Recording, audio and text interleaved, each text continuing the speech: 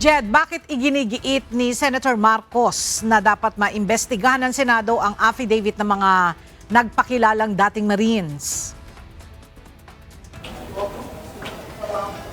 Ela sa kabila ng hindi na pagpatol ng ilang senador dito sa inilabas na salaysay ng 18 nagpakilalang dating Marines, ayon kay Senator Amy Marcos, yung katotohanan ay lalabas lamang sa pamamagitan ng investigasyon, kaya ito aniya yung dahilan kung bakit kailangan ng talakayin o suriin dito sa Senado ang nasabing affidavit. Binigyang diin ni Senator Amy Marcos na hindi dapat baliwalain ang seryosong akusasyon ng bilyong-bilyong pisong cash delivery na dumaan umano sa iisang tao lamang sa loob ng 2 taon. Naniniwala ang senadora na tungkulin ng Senado na busisiin ang joint affidavit ng 18 dating Philippine Marine Corps at mga tauhan humano ni dating Congressman Zaldico kahit gaano man ito aniya kahirap paniwalaan.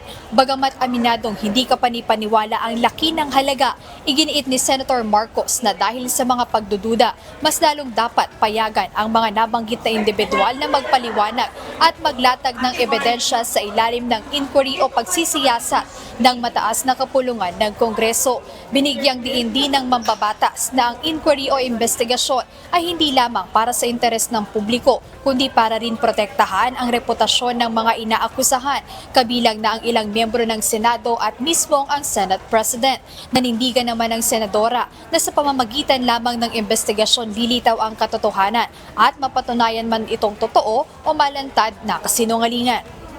Ela, kaugnay nito, nahingan na nga rin ng komento ang ilang mga senador tungkol dito sa inilabas na salaysay ng mga nagpakilalang dating Marines, at ang ilan sa kanila ay nagsabing hindi na nila dinidignify itong nasabing salaysay, bagamat iginigiit nga ni Senator Amy Marcos na dapat itong dalhin sa Senado at maimbestigahan. Ayan muna update, balik sa inyo, Ela.